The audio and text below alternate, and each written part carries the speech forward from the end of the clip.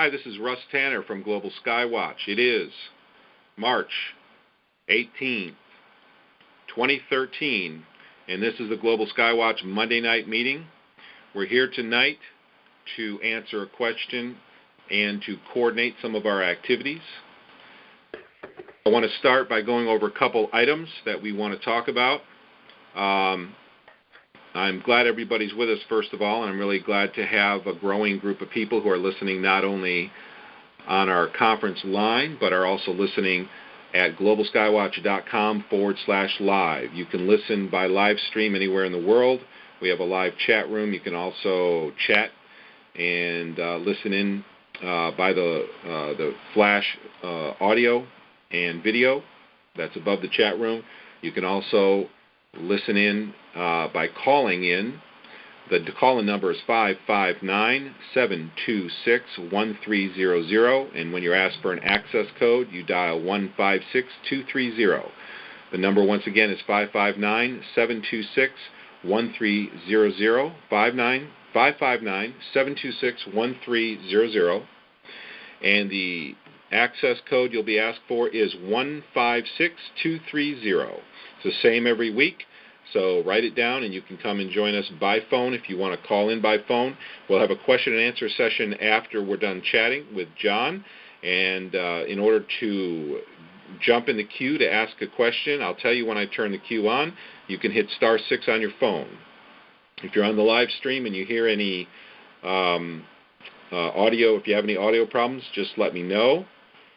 I see we're having a little bit of audio problems there, but we're going to have to just roll with it for the time being. The recording will be put up probably later tonight, so so we should be, somebody said gulp on the chat room, so we should be fine. Everybody will be able to hear us.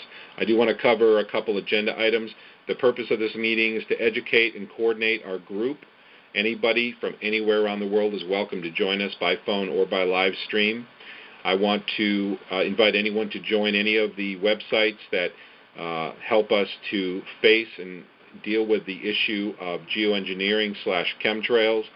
The website that we're hosting this stream from is globalskywatch.com, and we have a link section where it links to many dozens of other websites that you can go and visit as well. You also are welcome to send people to the endgeoengineering.com website, which we have designed specifically for introducing new people to this subject. We are going to, we have signs available that you can put in your yard or in your business window or in your car window. If you go to globalskywatch.com and you click on the projects link at the top of the page, you'll see information about this project. We call it the Geoengineering Project. We have yard signs, and in about a week or so we will also have matching bumper stickers, and we'll let everybody know when those are available. If you want to visit our Facebook group, please visit or search for the group called Chemtrails Global Skywatch. That's us. I want to let everybody know that we have our printer who's printing the signs has a discount through the end of this month, 30% off and free shipping, which brings the cost of the raw sign down with a stake down to $6.50 per sign. Plus, of course, there's going to be shipping to you, plus the cost of the shipping container, plus the cost of the PayPal transaction fee. All those things added together are what the total cost will be. But if you buy a few more, if you buy 2, 3, or 4 or 5 signs at a time, shipping is much more efficient. PayPal charge is lower per sign, and of course we can ship it all in one shipping container to save that fee as well. We charge whatever the actual cost is to ship. So please, we have only a couple weeks left before the printer no longer has these this special available, and the sign prices will go back up. We would like to see, it's up to you, but honestly, we have the potential to make this yard sign project the largest public awareness campaign in history, but it's up to each individual person who's willing to put a sign in the yard, business window, car window, or wherever you think it will be seen. Let's get people to that website, and then once they're on that website, we have links to many other websites where they can go off and get deeper information. So please join in and be part of the NGO Engineering Project. Tonight, we have a special guest who actually heard one of the audio clips, one of the interviews that we did previously with Dane Wigington. And this audio, he took the audio and made a video out of that. And that video he made went viral. And it gained 89,000 hits on YouTube in just a few weeks. And then it was taken down. And now, after the fact, it's been replaced back on YouTube. In fact, in a number of locations. We'll clarify what happened, why was the video taken down, how did all this transpire. John is with us tonight. He's the one who made the video. John, can you hear me? Yeah, I can hear you, Russ. And thank you very much for inviting me. Hey, I'm so glad to have you on. I remember when we made the when I interviewed Dane, it was really interesting information because Dane had forgotten that he had an interview scheduled with me, and so he was out back bulldozing his land, and finally one of our participants called him and said, Dane, we're all waiting for you to come interview. He's like, oh no, so he raced in. So it was just like we didn't even know if it was going to happen. Well, lo and behold, he got on half an hour late. We had a great interview, and then you took it, made it into a video, and put it on YouTube, and it went viral. And this is the way I've learned life is a lot of times. When you think everything is down and out and it's going to fall apart, you just keep pushing and pushing and pushing, and you never know what's going to happen. So, John, why don't you tell us the story? How did you hear the video, and what prompted you to make it into, the audio, and what prompted you to make it into a video? Well, I go on Facebook, quite often to get the latest news. Obviously, we can't always rely on what's on TV for our news. So sometimes these days we're getting news from our Facebook pages and Twitter and such. I don't use Twitter, but I know a lot of people that do, and they kind of send me stuff. I have a few friends, 1,500 so friends that I've made, and we all have things in common. Someone sent me over the audio, and I listened to it, and I said, wow, this is really, really groundbreaking stuff. I've never heard all of it in one sitting. I think it was like almost an hour worth of talking. And I knew, I've made videos before, mostly music videos, and I didn't think much of it, but I knew that somebody would take that audio down eventually, and it was my job. I just waited a few days, and I said, that audio is just going to disappear. Nobody's copying it. Nobody's making a video out of it. Let me do it. So I had an instinctual kind of a feeling about it. I took it, dropped it into Adobe Premiere Pro, and within a few hours, I put out this little kind of slideshow. But finding the pictures took much more than 2 hours. I really tried to find pictures that were correlating with what you guys were talking about. And so as I was doing the video, I kind of learned a lot about chemtrails. And maybe I didn't know the difference between chemtrails and the people that call them contrails. I thought there was a definite difference, but I didn't know that, cloud seeding is different. There's all these different types of methods. I didn't really know as much as I did later on. But I knew I had to put whatever you guys were talking about to pictures so that people could visualize it. And I tried to time it real nice. And the video was up for a couple weeks, and all of a sudden I must have had on my other channel, which is not a channel I use all the time. I have a few channels. I have like 5. But this particular channel I use just for fun, stuff that I learn about, news kind of related things. And before I knew it, everybody, I had, oh my gosh, at least 100 subscribers a week, coming to my channel. And I realized that they weren't coming to my channel for my other things. I had some funny things on there too. But they were coming there for that video. And the video started to escalate in size. So before I knew it, it was at 11,000, and then it was 19,000. And then it hit, 39,000. And within a few weeks, it was like 89,000 hits. And people were contacting me on my Facebook page. And This is not a topic that a lot of people flock to. Let's be honest. This is science. It's health and science. What's more boring than that? It's not a video about cute kittens talking to each other in code and dancing on the bed or something like that. And it's not an interesting video, but it's very important. The topic was the most important topic for everyone in 2013, and that's why I called it that, because I felt like this is the most compelling subject. Yes, we have wars going on. Yes, we have people getting hurt, and we have questionable things that our government's doing and other governments are doing, and who knows what's going on in China, really. But we definitely know that we can't live without Mother Earth. Am I right, Russ? Yep. Yeah, you're absolutely right. So you made a video out of this audio. You put it up, and how long was it up? It was up for about 3 weeks, and then I started to get infiltrated, I call it, on my Facebook pages. Now, I maintain about 7 other Facebook pages. One of them is for a telescope, large telescope array called ALMA in Chile. I do that as a fan page. I love the telescope, and nobody else had a fan page, so I made one. I don't get paid for it. I do it for fun. And I try to keep it accurate. And once in a while, I'll put my videos up there because I'm maintaining it, and I feel like, if I want to self-promote myself, nobody's paying me to do ALMA website, so I just put up a few videos there. They infiltrated me. I call them the debunker agents. They infiltrated me there and on about 6 of my other pages. And all different names, all different people. And they all said, you have to get educated on your subject that you're talking about. You don't want to be known as somebody who's not spreading the truth.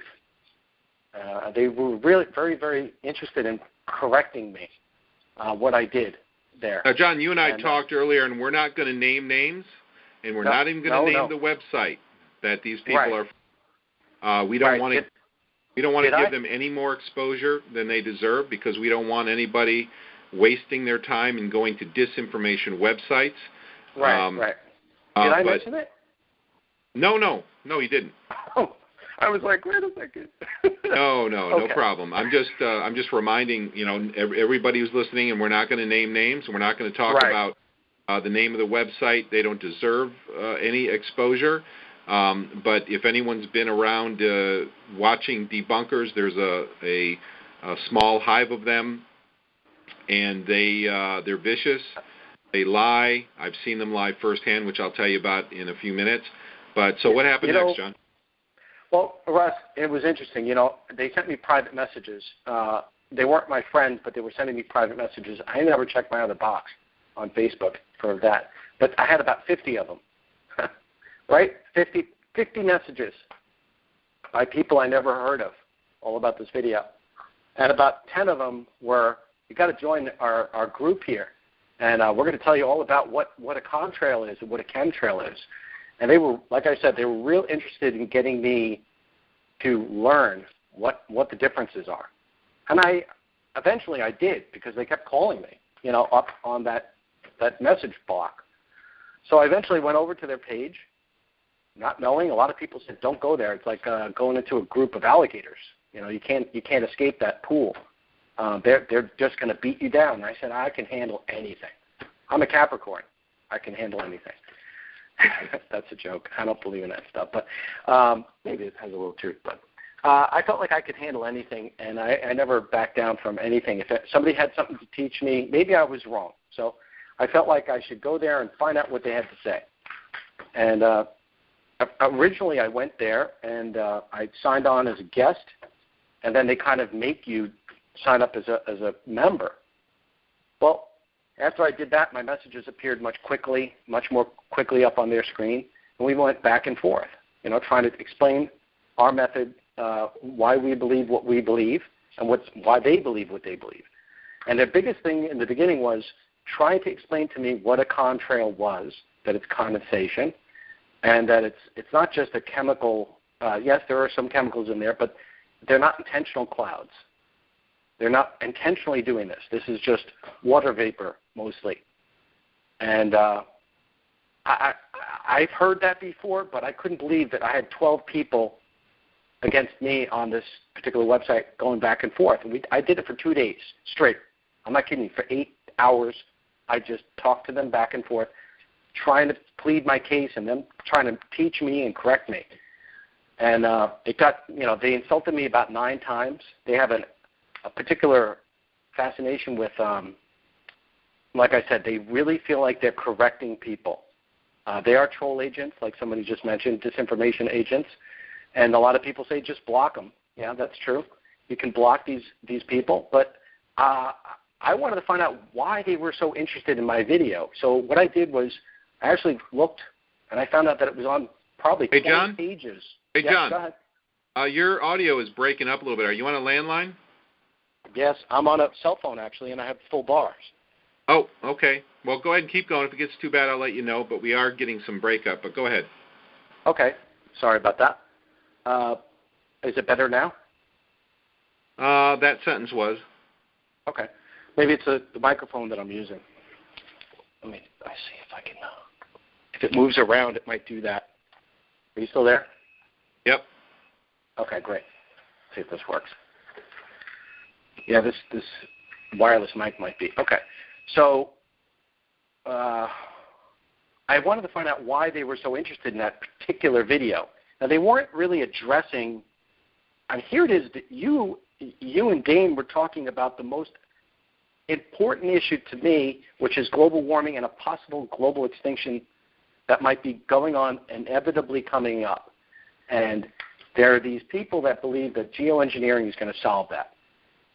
All right? So I knew that this was an important topic, but they weren't really debunking the whole entire topic. They wanted to correct me with the chemtrails, but they wanted to correct me and get rid of certain pictures that were on that because they really bothered them. And there were some pictures of, they call them water tanks that are used for FAA certification for the airplanes. Now, a lot of people who have chemtrail videos out, they misrepresent these pictures as being filled with chemicals.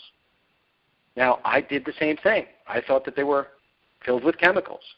Some of them actually have DOT tags on them that say that they're filled with chemicals. And these debunkers said that they were actually filled with water and that those labels were photoshopped. Now, I looked at those pictures pretty closely, and those DOT labels look pretty clear. But you know what? In the world of photoshopping, anything's possible.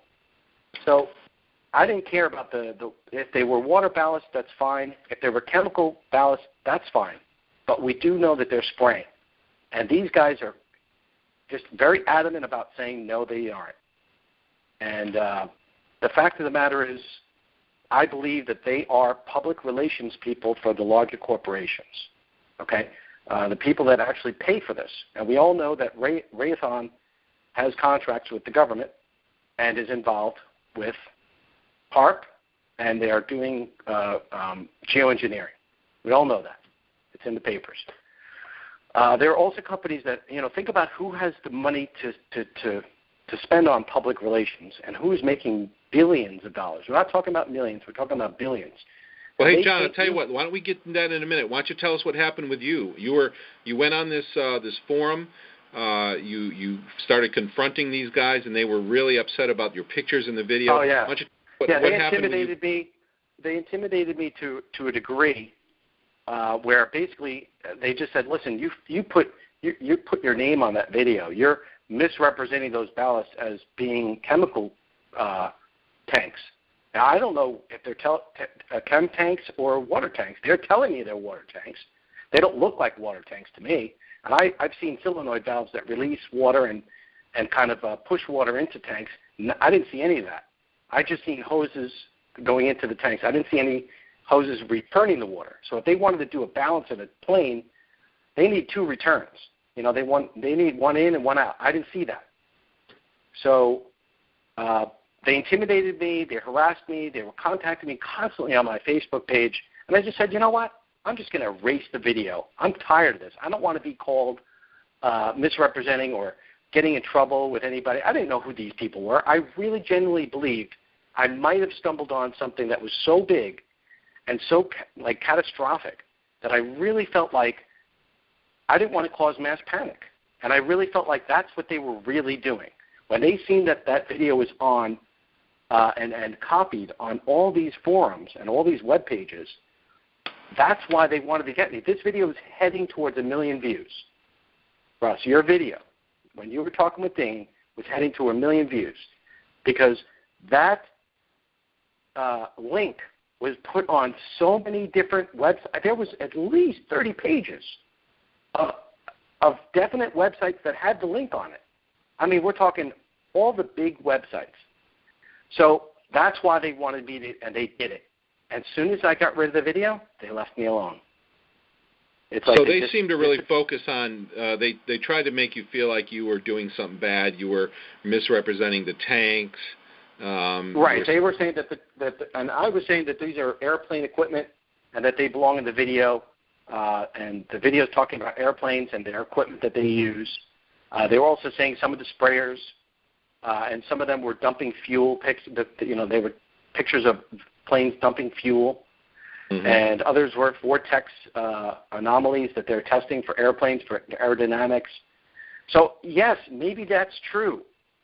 But they illustrate the point that we believe that they are spraying something and that we just don't have the classified documents. So we work with what we have. And sometimes those pictures of those tanks with those DOT labels, they might be chemical companies and they might have gotten caught. And then they just say, no, they're filled with water. So how do we really know? John, here's the thing. Here's the way I look at it. And I know to our usual friends who listen to us every week, I sound like a broken record, but I want to cater to the new people. I smell and taste chemtrails, and I know a lot of people who do. And I don't smell and taste them a little bit. It's absolutely overwhelming. When they spray, this stuff reaches the ground after a certain period of time, and it is just overwhelming and causes me to have bad, serious health symptoms, and I have to take countermeasures. And the taste, the metallic, salty, acetone, all the different variety of tastes that accompany them. There's a lot of different tastes, different kinds of chemtrails. So, I personally I know that this is absolutely real. And the point about this stuff, about the tanks, is that in order for them to be spraying from jets, there must be some kind of tanks in there. Right. What they look like exactly, we really don't know. Exactly. But there must be tanks in these jets in order to carry the payload that they're delivering through the air, right? Right. And yes, and that's exactly why I only worked with what was available to me. Now, like I said, they might be right. They might be filled with water, but at the same time, they might be filled with chemicals. And until I sit in that plane and I smell those tanks with my own nose, I'm not believing that they're just water. We know, you and I both know, and I think a lot of people know, all you have to do is look up or look at the trees or look at the ground, look at the population of species that are dying, and you'll see that they are spraying the skies. And when I stumbled upon this, Russ, I had no idea how big it was, how big the video was, and why it was so important to them. So are these people vicious? Yeah, they're very insulting. They have a protocol. They actually have a pyramid that they're supposed to follow to correct people. And I want to kind of go over the conspiracy theories as something that the government actually wrote a paper on. Can I ask you one thing, though? I want to get into that in just a second, but I want to kind of finish this line of thought. Do you want to get into how this escalated? I mean, how did this all escalate, or do you want to just move on to other things? I couldn't stand the fact that they were just all old. I did not understand why regular geeks don't follow you all around on Facebook. They don't go on your private public Facebook pages. I have my Facebook page for Divine Proportion. I have my Facebook page for the Golden Ratio. Indigo People is another one. They don't go on all these websites to go, they're going there to intimidate and to get you to take your video down. And it's my belief that these companies are hiring these people, and I just felt like I couldn't take it anymore. I took it down, and then I realized other people were taking that video and duplicating it. They call it mirroring. They mirror the video, And, yeah, they did intimidate me. They definitely did because, I have a family, and I didn't know, some of the threats. I had 2 threats that were, quote, unquote, you get into trouble when you start asserting your, these pictures. I had too many correspondence with them personally through emails and through Facebook. And I didn't know why they were so on my case, so to speak. These are not geeks. These are something else. Mm-hmm. These are not just normal people. These what people can you talk? Are professionals. They're what professionals. did they do to intimidate you? I mean, what got under your skin? Well, when they started, first of all, they insult you about 9 times, in the 2 days or 3 days. They just kept insulting. And after a while, you're by yourself. You go into these chat rooms, and it's you against them. You have no chance because they really feel like they're right and that you're wrong. You could tell them, look, I showed them papers that say chemtrails on it from the United States Air Force, and they debunk that. How can you debunk a paper that says chemtrails on it, and they're saying, well, that's not what you see there? How can how can somebody go around doing that to people? They just make you feel like you had an lobotomy by the time you're done with them. And that's what they do. They wear you down, they intimidate you, and they make you feel like you're going to be cast as a liar. Everybody's going to call you a liar if you go around passing these videos off as truth. You said a minute ago they kind of made some nondescript threats, like you're going to get in trouble, right? Right. You run into trouble when you start asserting your thoughts as truth, or what you believe is truth. That's when you run into trouble, and they put trouble in quotes. Yeah, isn't that interesting that there's and there was another. There was at the end. You got to hear this one, Rob. Sorry to interrupt you, but at the end they were talking about 2 people, Mary and John Doe, and if John gets killed, and Mary has the knife, and she's standing over John Doe, and they were talking about trying to use this as an analogy of proof. And then they said, well, you better check John's pulse because he might be dead already. And then I said, that's it. I'm out of here. I don't need this. So that's that sounds like is that like a veiled death threat? Is that what I'm hearing? I copied the screen. You can read it any way you want. When I heard them say, John, and you better check his pulse, I said, I'm out of here. These people are crazy about this subject, and I'm not. I want to live another day so I can tell my story. So that's what I'm doing here. These people, that's what they do. They intimidate. So I talked to a bunch of people, and I said, you shouldn't have taken down the video. It was everywhere.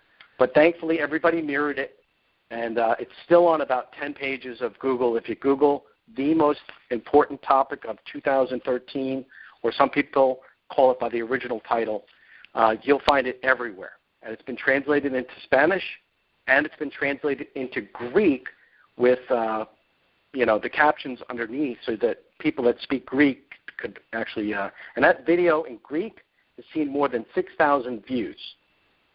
So just to let you know how important that was to a lot of different people. The most that video is seen by another person who mirrored it is around 50,000 views right now. And then there's probably at least 10 more sites like that. So it was never my intention to get publicity this way. I wish I never took it down because 90,000 hits is great for my other channel. But I took it down because I was intimidated.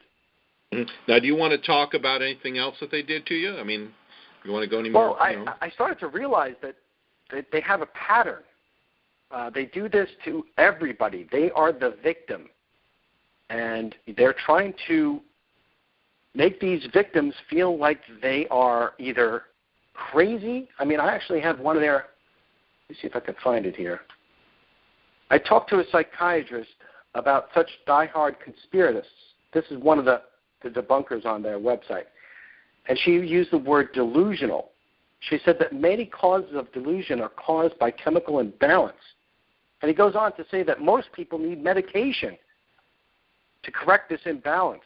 That people who have conspiracy theories, the people that say there is no drone and then there is a drone, or I can go on and on about how people hear 10 lies from the government and then the 11th lie is a conspiracy. So they're saying anybody who has a conspiracy needs medication. Well, did they do anything else to you? No, they just kept coming to my Facebook page and emailing me, and then going on my YouTube channels. They went to all my YouTube channels. This is not typical behavior of a geek. Mm-hmm. Okay. No, I never recorded them because I never talked to them personally. Mm-hmm. But I did find out that the owner of the website actually is from the United Kingdom. He was born there, and he moved to California, USA. And I believe he's a paid PR person for the manufacturers of this equipment or the chemicals themselves. Well, why don't we get into that? So you told us about they threatened you. They made what sounds to me like a veiled death threat. Talked about you getting in trouble. They made you feel like they're the victim and you're hurting other people by spreading this information. So how does this work? We were talking earlier about how this whole PR idea of defending or propagating false information is a business. How does that work? Well, many companies hire public relation companies to get rid of their bad publicity. It's a normal practice. If your company does something that they shouldn't, or maybe a customer complains, you hear about Kmart having a customer who complains or whatever, they'll get rid of that complaint very quickly. They'll hire PR firms. General Mills might have something that maybe they had some bad cereal. You won't hear about it in the news because they hire these companies to get rid of it. They'll basically give a settlement to the plaintiff, or not even get to a court, and they'll just. I have the screenshots, by the way. They'll just pay these people to get rid of the bad publicity. Now, I have a document from Wikipedia, and it clearly illustrates what the question of the thing is. Of the paper is written by a person named Cass Sunstein. Okay, is a legal scholar and administration of the White House, the Office of Information and Regulatory Affairs. She writes, or he writes, I don't know what Cass is, if it's male or female. What can government do about conspiracy theories? Among the things it could do, what should it do? And then it says on number 5, besides saying that government might ban conspiracy, government might impose some kind of tax, government might itself engage in counter-speech, marshaling arguments to discredit conspiracy theories. Government might formally hire credible private parties to engage in counter-speech. Government might engage in informal communication with such parties, engaging them to help, meaning to correct them. Each instrument has a distinctive set of potential effects, and all of these should be used. Basically, that's what they summarize. All right, to keep this in context, so this is what the government policy is, to do all of these things to the public? Well, yeah, they don't want people talking about what could be a conspiracy. They feel that conspiracy theorists are a threat, and that thinking outside the box, questioning anything, might be a problem for them. And I don't blame them. Look, the government has to protect themselves, right? You don't want a bunch of crazy people thinking that everything is a conspiracy. But when you look up and you see these clouds constantly being sprayed up in the sky, this is not a conspiracy. This is real. The effects of the blood tests are real. Well, of course, that's one of the dangers of overstepping or oppressing or stopping your First Amendment rights, is that really what governments end up using these tactics for is to stop people from expressing their opinions. And so now you have no defense against tyranny and oppression, right? Mm-hmm. Yeah, sure. It's a big problem. And there's a pattern. There's a certain pattern that maybe, I'm not saying that these are government-hired PR people. I don't think it's that. I think it's the companies that pay for or that have huge contracts to do this are paying for it. Well, let me tell you a little short story here real quick, John. I had a guy call me months ago. He was calling me to talk to me about mercury toxicity because I deal with that a lot. And he was a military guy, and he had a bunch of buddies from the military. And every year they get together, or some of them get together and meet and, catch up. And this guy, one of his buddies, told him a story. He went out and bought himself he was bragging about his house on the lake and a big house and some land and how he was making all this money. And this guy was like, the guy who I was speaking to, this was his buddy telling him the story. And he said, what is going on? He said, you won't believe this, Mike. Apparently his old commander, or one of the commanders from the military, had approached him and said, hey, we've got a proposal for you. We're going to set you up in business as a contractor. You're going to hire 200 guys to sit in a room, and they're going to create fake Facebook accounts. They're going to create blogs and websites, and they're going to disseminate information for the government. They're going to work as disinformants for the government, and counter conspiracy theorists and shape public opinion and all this kind of stuff. So this guy was contacted by an ex-military commander or something, and was set up with a very juicy government contract. He was paid, and he was making all kinds of money to manage this company. He was set up with his own company to manage these 200 people who sat in a room and spread disinformation. And he told me the story directly. So this was my buddy. This was firsthand from him telling me about his buddy who had been set up. So it's kind of like to those who are listening and think that this is, this is just not real and the government doesn't engage in this kind of stuff. Well, there's a firsthand, at least I heard it firsthand. You're hearing it from me secondhand, but this was a story from a guy who actually was just appalled that the government was engaged, and his buddy was bragging about it to him and his other military buddies. So go ahead, John. Well, Russ, I didn't really. I think like a lot of people, we don't believe it until it happens to us, and it happened. So you have firsthand knowledge of it. If we're going to try to figure out what their goal is, which I think it is, just to keep bad publicity out of the news and to keep people from talking about this, then they've won. If they're going to let people get intimidated, they've won. But we need people to realize that they haven't won. That after about 5 days or 6 days, I reloaded I edited a lot of videos, but I put them back up on my channel. You can't oppress the truth, and you can't stop people from talking about this planet and keeping the planet safe. So that's what you're doing, and that's what I'm doing, and that's what Dane's doing. And I think we need about 1,000 other people who have channels to mirror and replicate. If they can't make original content, they should mirror everything they like on their channel. Absolutely. And, time is flying by. We've got about 40 minutes left. We're actually over halfway through. So, time is just flying. Why don't you tell us more about these, how do these companies work? What do? They actually set themselves up.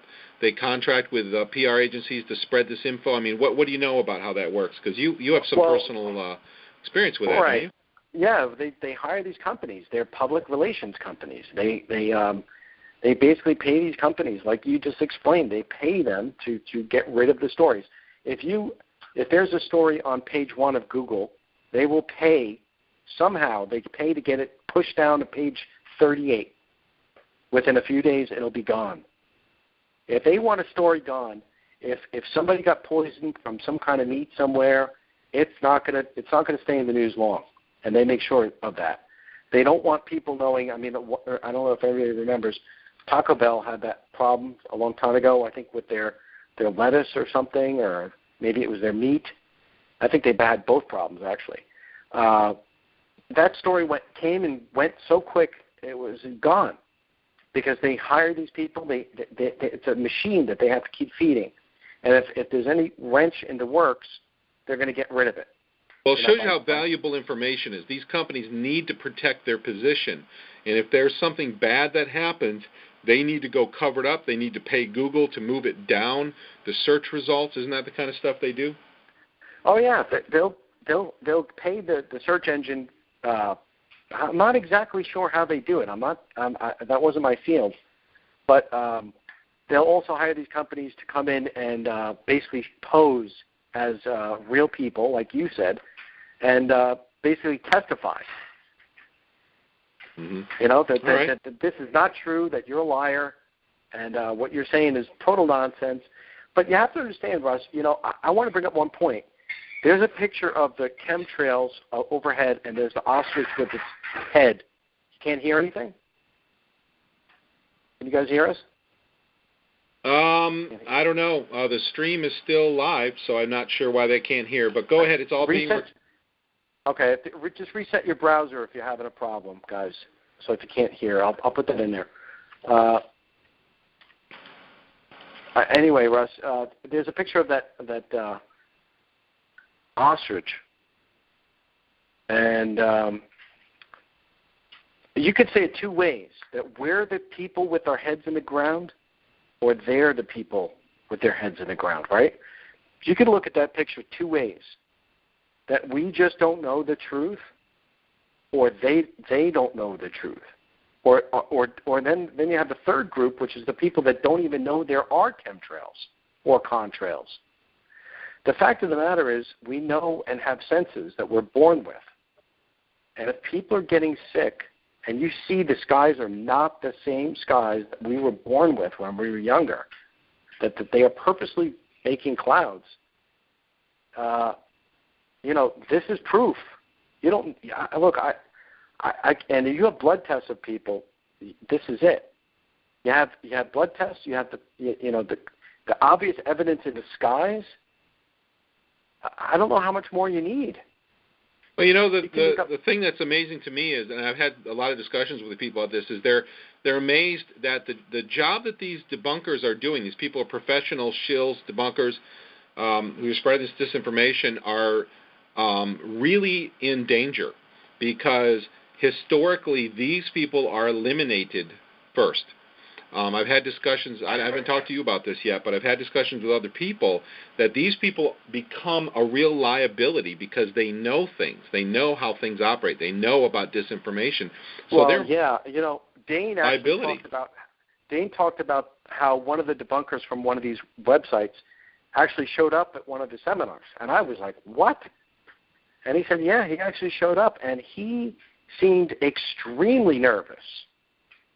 Like he was, like his job is on the line. If he doesn't convey his thoughts properly at this meeting about chemtrails, it was so important. He seemed like he was, I don't know. You could talk to Dane about it, but this guy did not seem right. He seemed like he was under duress. And I think you're right, Russ. I think that these guys that are doing that, they're a liability. If they're being if they're behind this and paid for this kind of stuff, they are a liability. So. They are, you know, and I'll tell you one thing that happened to me in the very first conference we had, in the very first of this series of conferences, we had kind of a real problem because the phone console wouldn't let me mute anybody. And so we actually had somebody on here, and it was obviously a setup. Somebody got on and said, "I'm just so angry about this. I just want to blow them up." And Dane responded very diplomatically and said, and he preached what we all preach, is that it's not about violence. We're not going to be violent. We're trying to, the whole idea is not to have violence and not to hurt people and not to hurt the earth and not to spray everybody with poisons. And in the process of him responding to this person who was obviously a shill who said this, one of the statements he made is he's like, I know we all feel angry and we feel upset, and when this goes on, we all feel this frustration, and we all feel that way, da-da-da-da. And he said the phrase, "we all feel that way," talking about we all feel frustrated and angry. Well, on this website that you're talking about, these debunkers, this hive of debunkers, misquoted him and actually said that after the woman said, "I just want to blow them up," that Dane said, "we all feel that way." Those are the kind of clever lies that they tell. one more quick story. They did the same thing with me. Is I actually said that what it's like. I compared what we're doing to the public as fear-based marketing. That what we're doing is we're telling the public something that's scary, but we're doing it for their own good. It's like a doctor telling you have cancer. That fear motivates you to become involved and start fighting your cancer and start making sure that you take care of yourself. And so fear-based marketing, because people are only motivated by two things. They're either motivated by fear or love. And because so much of the public is apathetic, they're not taking the love path. So you have to educate them about how this is harming them for their own good. And that's how I explained it. So they got on their forum in the Shills, misquoted me out of context and said that I was saying that we should use fear-based marketing, and they said it kind of in the context of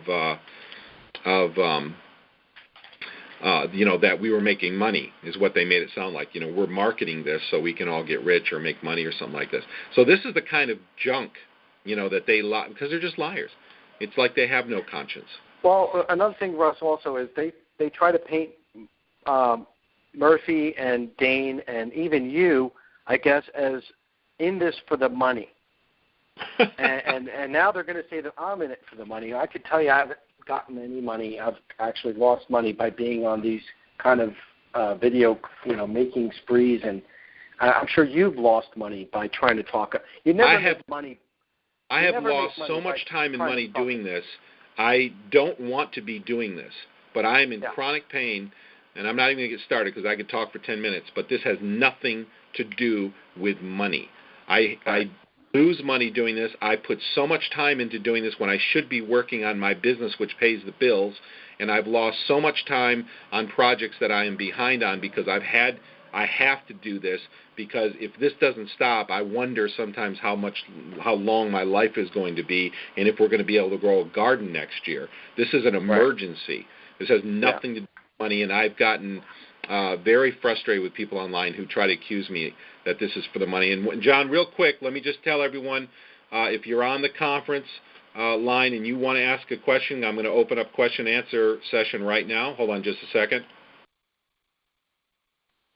All right, if you want to ask a question directly of John, press *6 on your phone and you'll be entered into the Q&A, the queue. And if you're online and you want to if you're on the live stream and in the chat room and you want to ask a question, just type it in, and I'll be happy to ask John to relay your question for you. John, go ahead. Sorry to interrupt you. John, you still there? Oh, sorry, John. My bad. I think you got muted when we entered Q&A mode. My apologies. Hold on just a sec. There you go. You with us? Yep, I'm still here. Sorry about that. My mistake. So go ahead. No problem. Well, like I said, you and I and Dane and Mr. Murphy, none of us are here trying to cash in on this atrocity. If you think about the billions of contracts for military and billions spent on HARP and billions spent with chemicals, and how far and deep the rabbit hole goes, you will see that trying to tell people that we're in it for the money is the most ridiculous thing in the world. I didn't take time out of my schedule to make videos on hours on end to just try to make money or get myself famous. I don't want to be famous. Neither do I. I want to tell the truth. I want people to think for themselves. Yeah. That's what people need to do. And you can't be afraid, and that's what this call is about. This call is about do not be intimidated to make a video. Do not be intimidated to educate people. Do not be intimidated by anybody. If you have a belief, don't let anybody tread on you. That's right. You do have the freedom to express your ideas. These people who are spreading disinformation, according to any sane law system, such as the United States law system, are complicit in a crime, the largest crime against humanity in human history. They are complicit. So they are as guilty as those who are doing the spraying. And I bet you, and it's just astonishing that anyone participate in this, because they are in such incredible trouble, huge trouble. They are going to be they are going to go down in the history books as the people who told your children that the sugar or that the poisonous powder was sugar. These are the kind of people that we're dealing with because it is so horrendous. It's funny you mentioned that, Dane.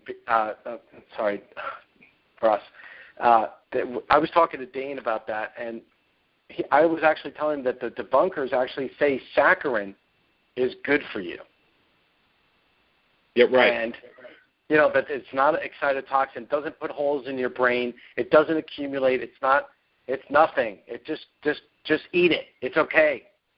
And saccharin and aspartame is okay. All these things are linked to cancer. But if you manipulate now, there are a lot of scientists have been shown that were hiding evidence or getting paid to hide evidence. And this is just coming out this year.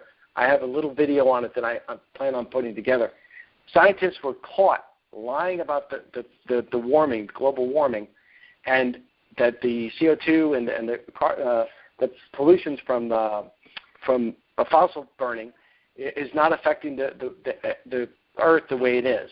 And they were told and suppressing this information from the public, and they were paid to do it. And this came out, and there are plenty of scientists that are paid off. We all know it. Let's expose them. This was a story that was on 60 Minutes, when they were doing the aspartame test. And this was right from 60 Minutes. I saw when this originally aired, it never aired again, that a technician was paid $30,000 to report that the rats ate the aspartame that was fed to them. Actually, what had happened is it was in such large crystals that the rats were eating the food around it, and then the crystals were discarded. So he got a $30,000 bribe. This was on 60 Minutes. I saw it myself. It was aired once, never aired again. And they reported that the rats ate the aspartame when they actually didn't, and said, "Oh, there were no ill effects." See? Yeah, Russ. I have a timeline that somebody sent me from 1968, I believe it was, all the way up until 1986. They've been lobbying for these poisons to be put on the market, for the FDA to approve it, and it kept getting rejected. And I guess they just had to keep coming up with more money, and eventually it did get accepted.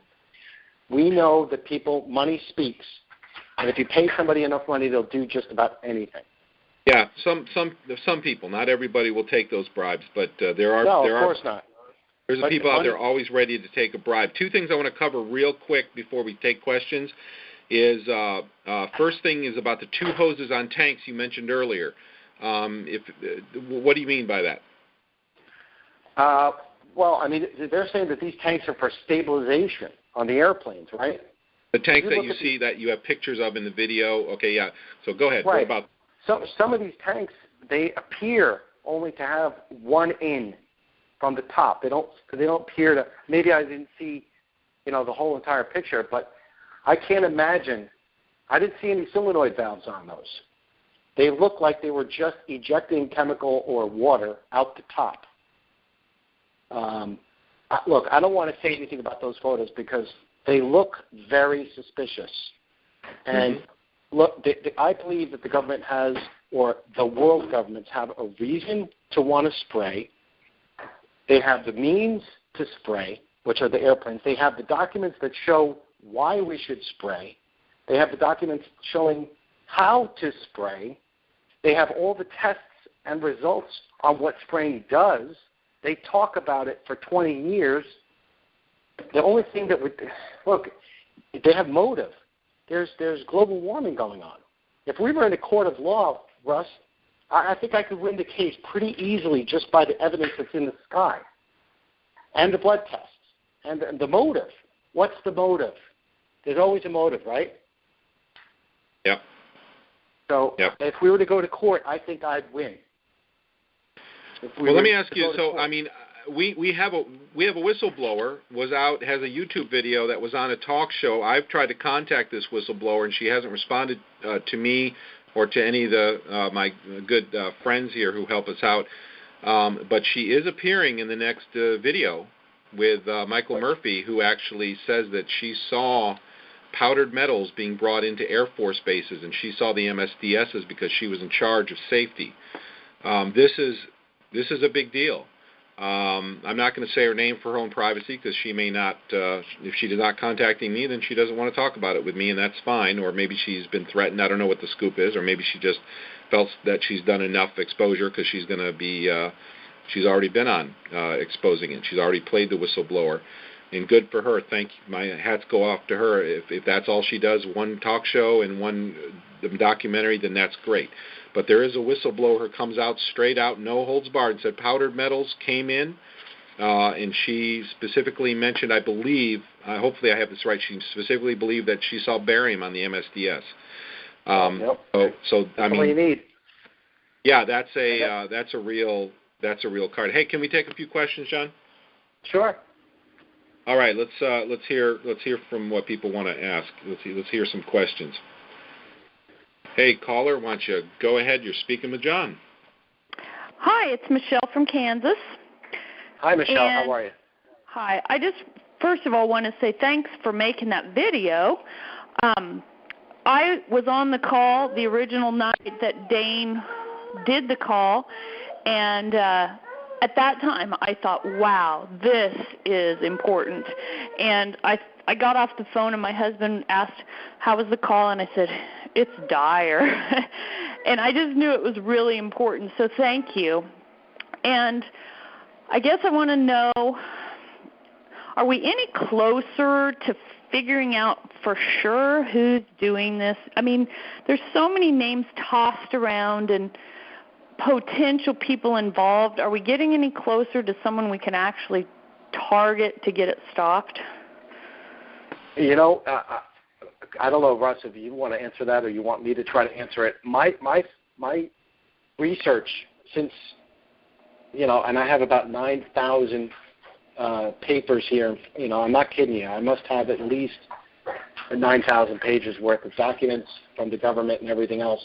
This is not just one person. This is not a particular company doing it. There are companies hired to do the job.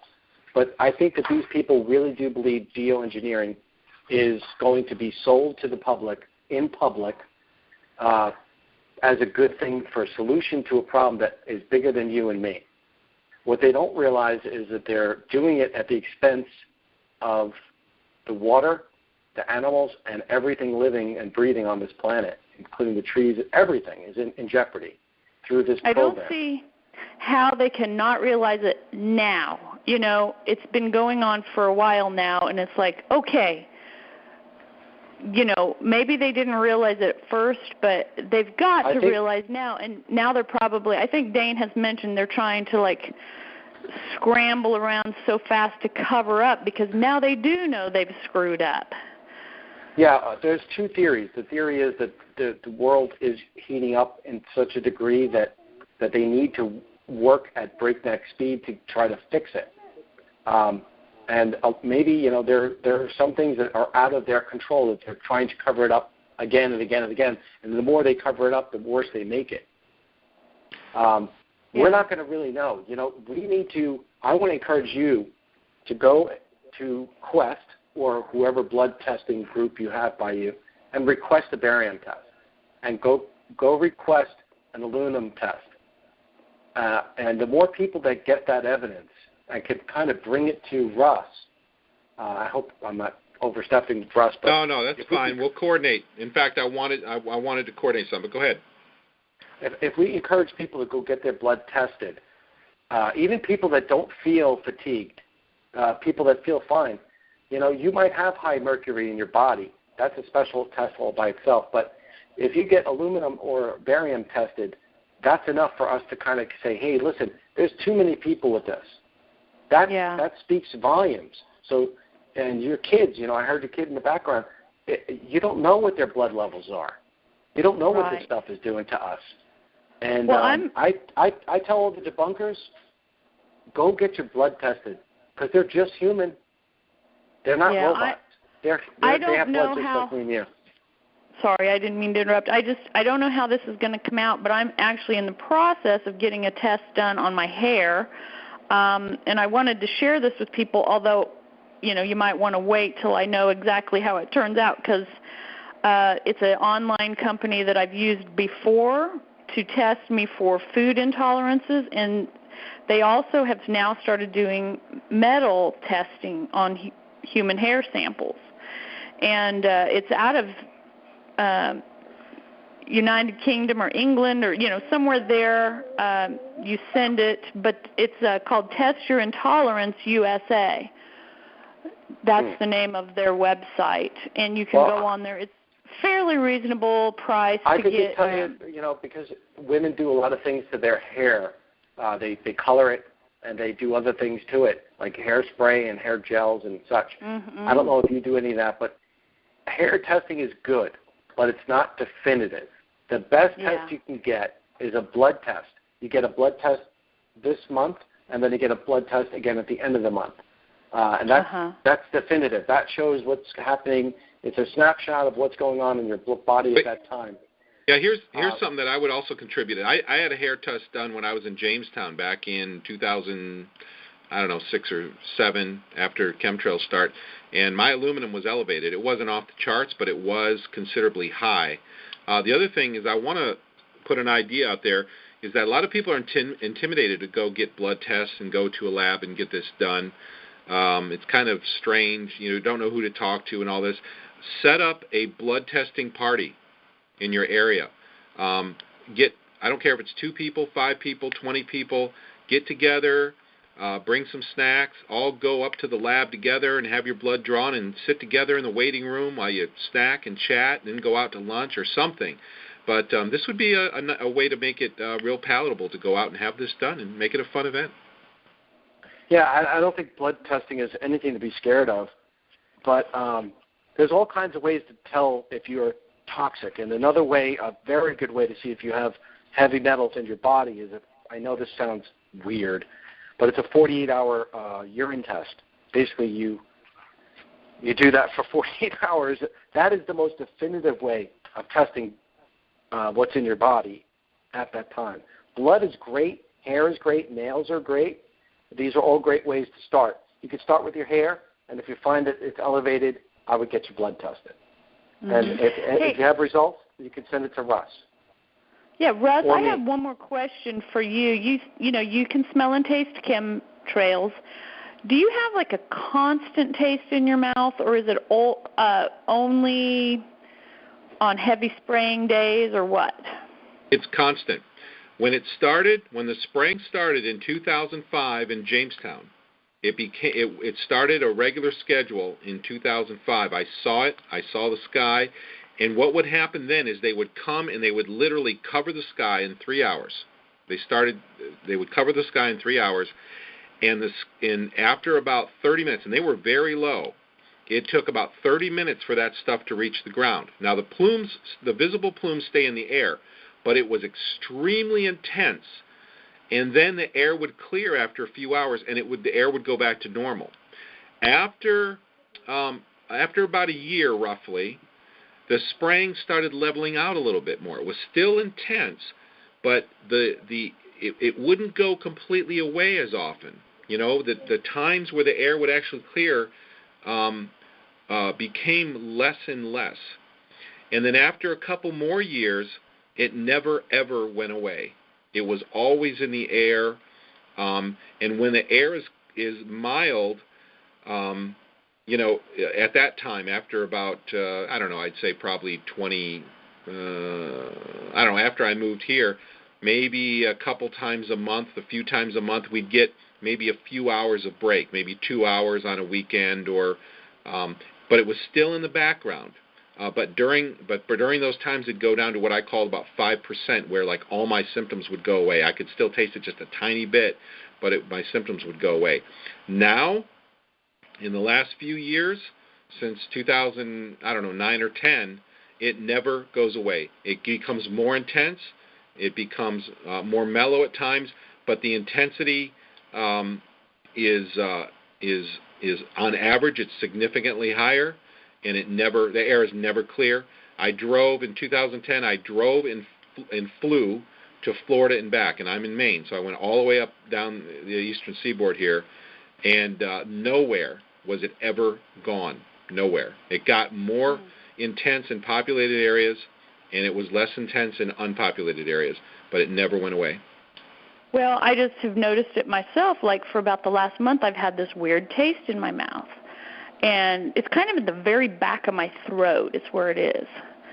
And, I can't just say it tastes like metal. It doesn't have, a specific taste, and it doesn't change with whatever they're spraying or whatever. But I do notice it kind of comes and goes. Sometimes it's stronger, sometimes it's not. And it's like, what is going on? Because it's new. It's something new that's been going on with my body. So, yeah, that's more and more people are contacting me saying they're starting to taste things.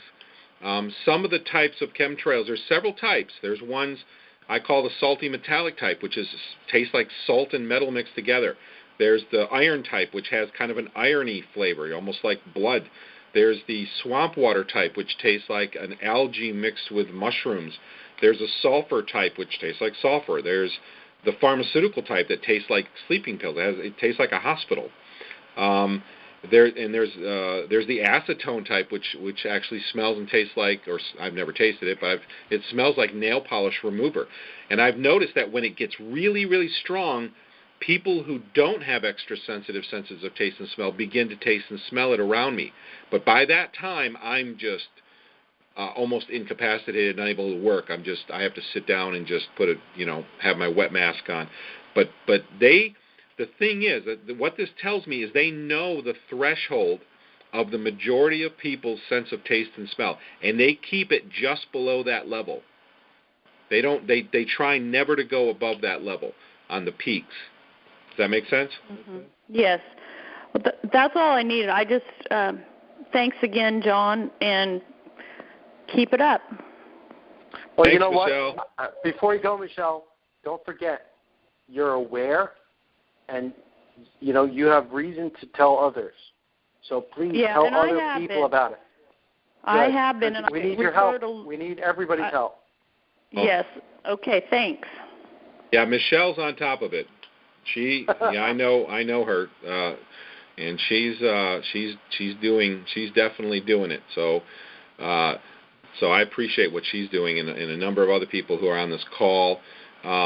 On the chat, real quick, I want to say if you're in the chat room, please let me know how the audio is. I've made an adjustment about 5-10 minutes ago, and hopefully it's improved a little bit. Nevertheless, the recording will be good quality. It always is. Got a quick question from the chat room. Did you record these bullies, and is it considered cyberbullying? Originally I threatened the owner of the website to remove all my information because I really felt like they were bashing me so much. I didn't want my name kind of dragged in the mud, and I asked him to remove everything from his site, and he refused.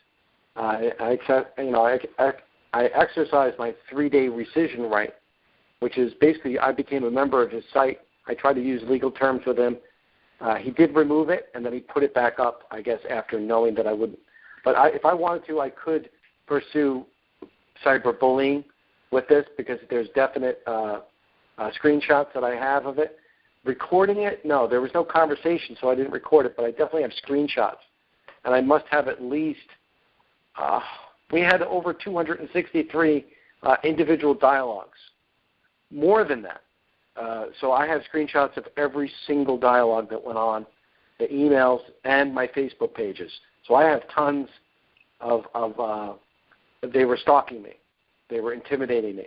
And they did not want me to have that video up, and they left me alone right after I got rid of it.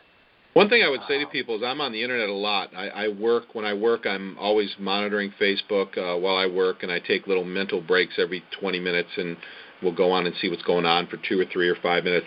And one thing that I want to say to people is that if somebody is acting like a troll or a shill about this issue, they probably are. I would say, 39 out of 40 chances they are.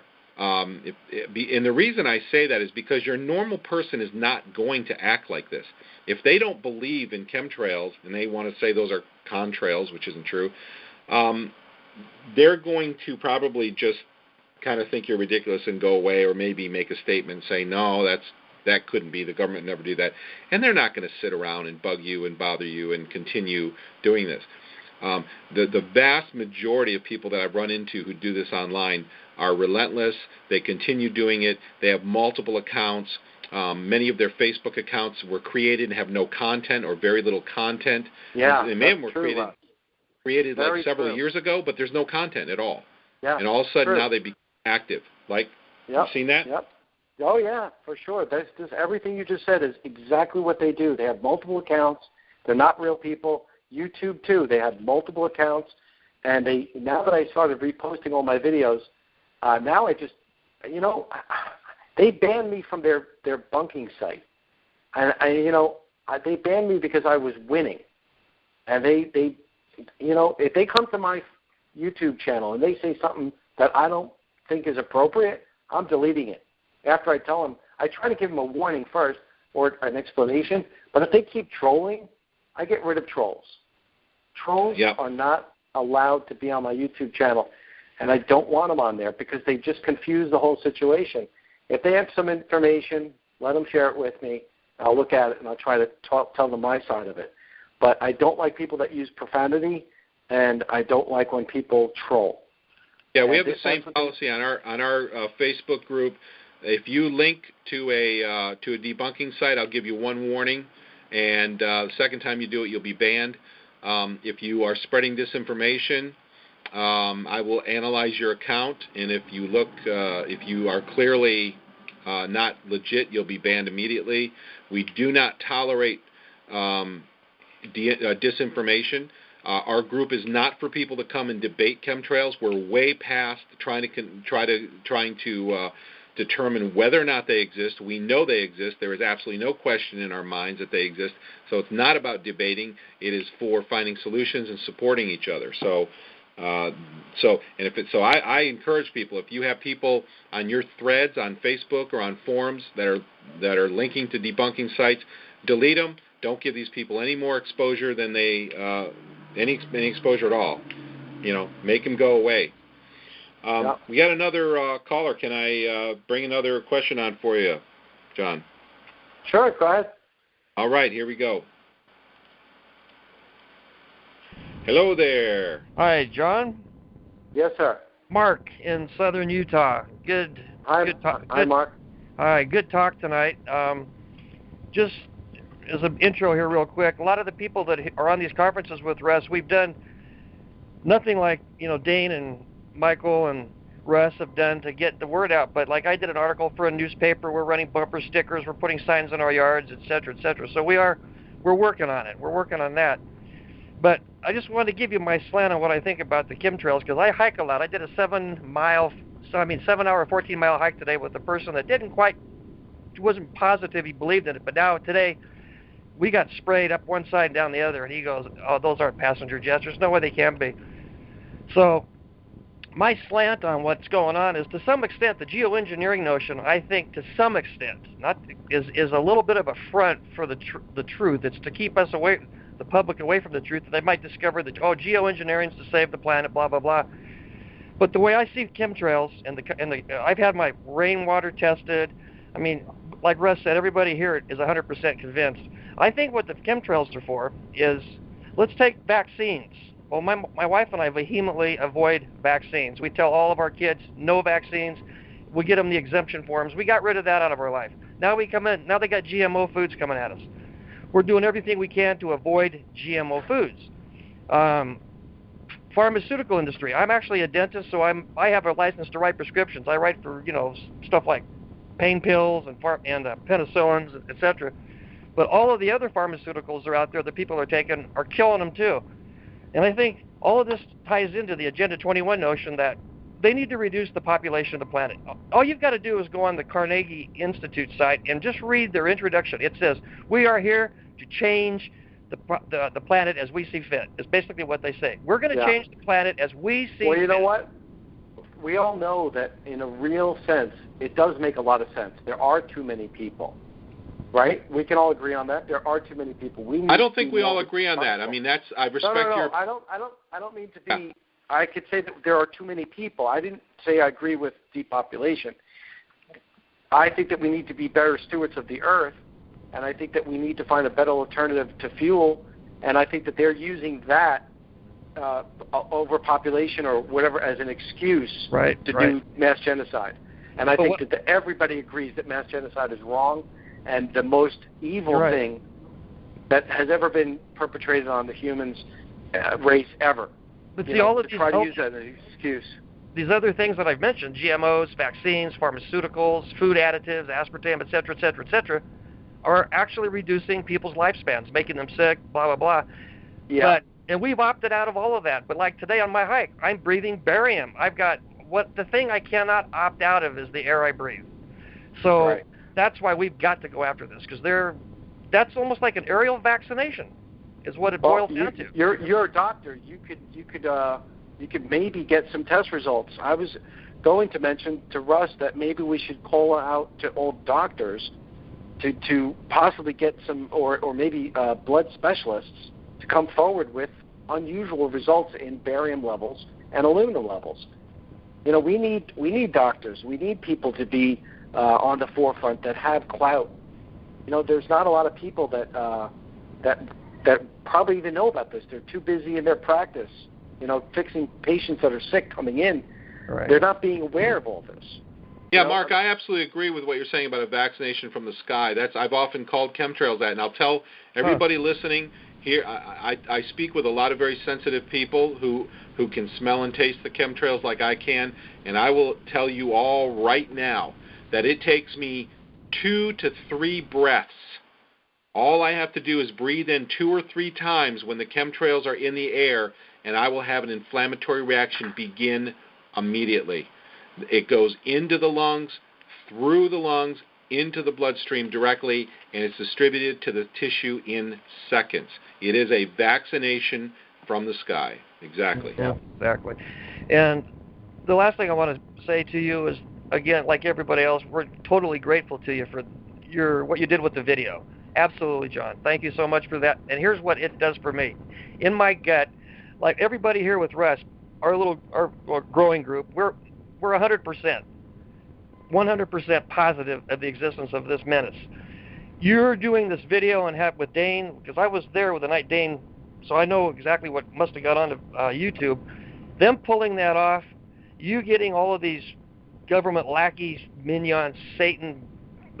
Oh man, I mean they're like the first people on. I lose. You know, they are. I'm trying to watch my language. I'm trying to watch my language. What I'm saying is that just took me up to 110%, brother. It did. It's like, why would they come out that aggressively if we were just like watching cartoons? Well, we ain't watching cartoons. We got these guys.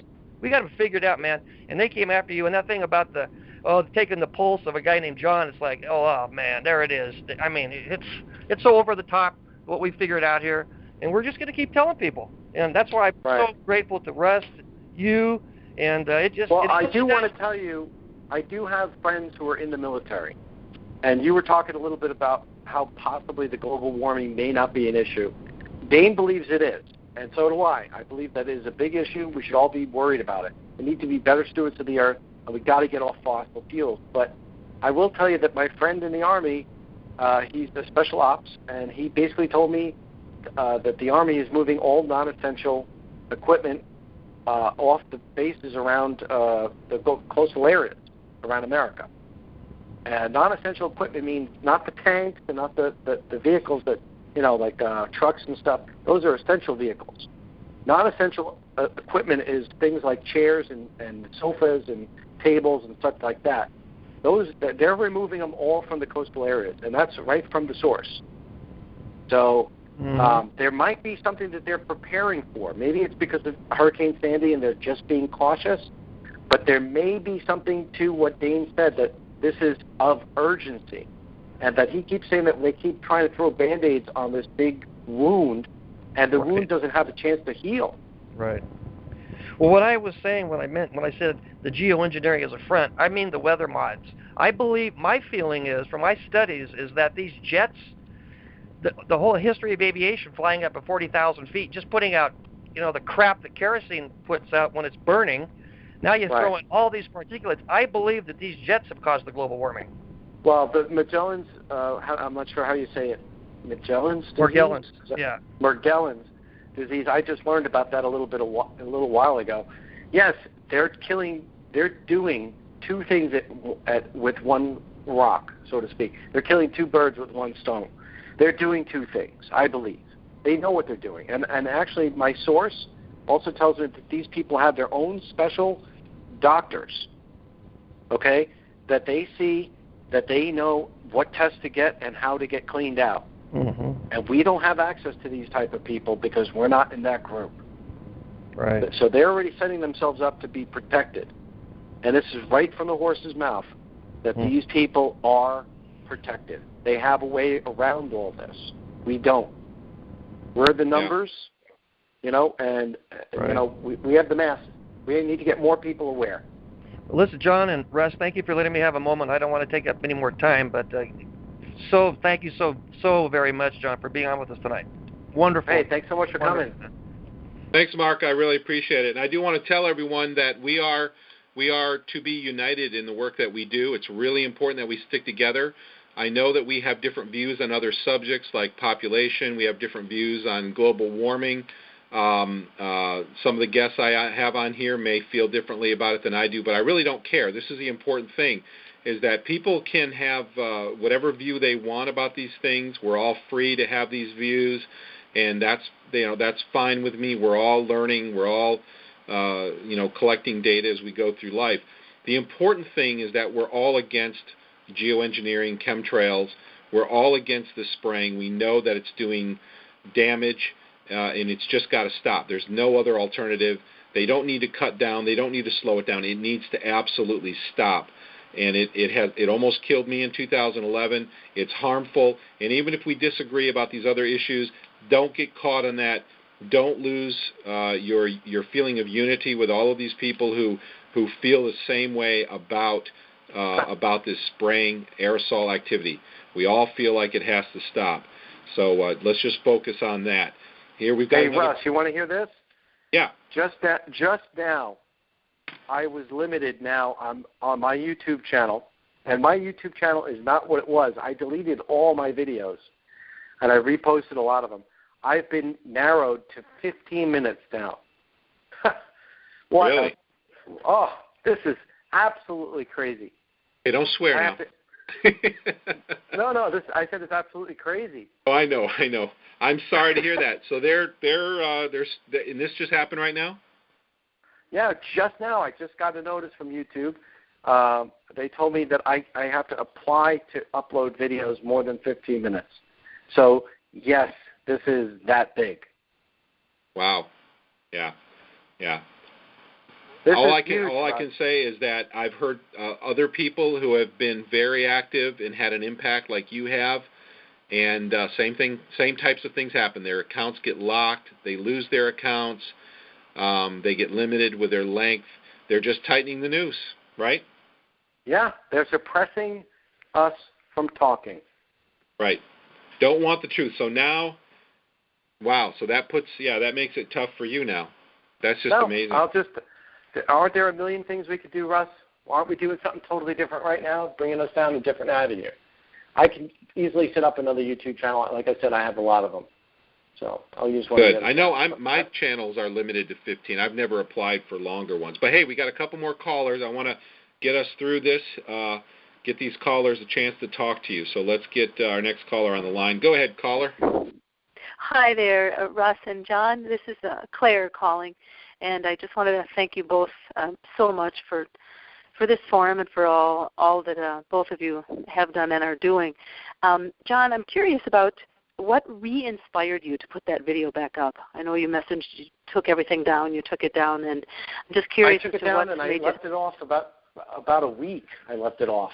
Yeah. But what gave you the fire again? What made you re-inspired to? I connected with people like Dane, and I connected with. I didn't connect with Russ just yet. When I first talked to Russ, I didn't even realize it was Russ, the same person that was actually on the phone call of the video that I made. Right, Russ? Yeah. It took me a little while, but, I started to talk to more and more people, and I found out that they were victims, too, of this debunking kind of intimidation. And there were women here on Long Island that were trying to pass a lawsuit against spreading chemtrails on Long Island. It's a huge lawsuit in 2011 and 2012. And these women were definitely intimidated by the same exact website. And they actually put they sent letters in. And that's when I said, this has to stop. They're doing it to everybody. And I should have probably talked about that before, but this is real. These companies that are hired to do this are really interested in getting people to not talk about this. They want you sick, and they don't want you to know what it is. Right. So, right. What made me want to put it back up? I have kids. I have a family. I'm worried about myself and them. But at the same time, I couldn't possibly live knowing that I didn't do anything. I have a gift that could possibly help other people wake up, and I need to exercise that gift. Right. Right. Well, as you both said, we're all in this together. So, thank you. I won't take any more of your time. I know we're limited here, but thank you so much for all you do, both of you. Okay. Hey, thanks so much. Thanks. You got to hang in there. Right, thank you. Thank you for your question. Yeah, I'm right with you, John. I feel the same way. If I died and I look back on my life knowing that I did nothing and I didn't try to wake anybody up, because this is an act of love. People, I want you to know this, that when you tell somebody a hard truth, and if you're someone who's on this line or someone who's listening to the stream right now, and you've got a so-called conspiracy theorist or someone, in your family, because many families have one, who are telling you this stuff, stop being stubborn and listen to what they have to say, because here's what's going to happen. Okay, these people who have done a lot of this research have a worldview that is different than yours. And what happens is that when they start talking to you, it's going to conflict with a lot of things you believe. And so it's very easy for you to dismiss it and just throw it out and say, well, this couldn't be true because I know this is true and it doesn't fit with this. And I know that is true and it doesn't fit. So the puzzle just doesn't go together, so I'm just going to wholeheartedly reject. What you have to do is sit there and have the patience to listen to all of the explanations. And what you're going to find out is what all of these people that I know, there's so many people that I've had contact with over the years who will tell you this exact same thing. And that is that if you have the patience to listen, you will find out that it's not them who are wrong. It is you. All of these belief systems, all of these things you've been taught in school, not all of these things, I don't mean all of these things, but many of these beliefs that you take for granted that don't fit with the modern model of government corruption, of chemtrails, of why did they allow mercury in fillings, why do they put it in vaccines? What is all of this stuff about? What is depopulation all about? Is it real? All of these things don't fit into your worldview, not because they're not real, but because your worldview was shaped by the same people. And when they shaped that worldview, they wanted to be sure that it would be very hard for you to believe these things. This is the way the world works. And you can hear quotes from the leaders of the past who have said that whoever wins the war writes the history. That's what this is, them speaking. That's the way the world works. So if you have the patience to listen to these people who have a worldview that doesn't match yours, you'll find out that at least some, if not most or all of what they're telling you really has a solid basis, and it's really your existing belief system that you have never questioned. When you start questioning it, you'll start to realize how many things you've taken for granted that aren't true. What do you think, John? Absolutely. I think that we always have to question our past, and we all know that it's from one side that we're told our history. There's always two sides, and we never really get to hear the other side. We always have to question ourselves, what do you think the other people are experiencing while this particular war was going on? Or, we only hear one side of the story for the most part. There's always two people involved in every situation. And unfortunately, they try to make people feel like if you question your past or what's going on, you have the problem. And they almost make you feel like there's something wrong with you. This is what con artists do, is that when they want to shape your behavior or they want to get you into a con, they're not going to approach you and say, hey, I've got a con that I want you to be part of. They will plant ideas in your mind. And I know this because I've actually had this happen to me. I actually had some money years ago when my business was very successful. I had some money, which wasn't a lot of money to most people, but it was most that I've ever had. And I was completely drained by a con artist. And the con artist didn't come to me saying, and this was actually on the news. They did a 5-part news story about this con artist when we turned him into the news station. I wrote an email to Tampa Bay news station, 8 on your side, and I explained the situation, and the producers called me a couple days later. They came over with the cameras, and they ended up doing a 5-part news story on this guy, and he's now sitting in prison. He wouldn't be in prison if that email did not get sent. It started with an email. And what happened is when this con artist approached me and approached us, he approached a number of different people in my family and other families. I mean, he was involved with many people playing the numbers game, so to speak. He didn't come out and say, I've got a con for you. He said, yeah, I used to make a lot of money. And then later on in a different conversation, he'd say, yeah, I did this and that, and right now I'm just getting ready to go back in business.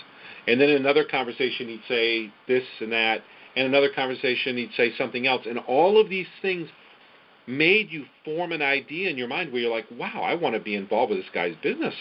You know, it sucked you in. But you didn't... Yeah.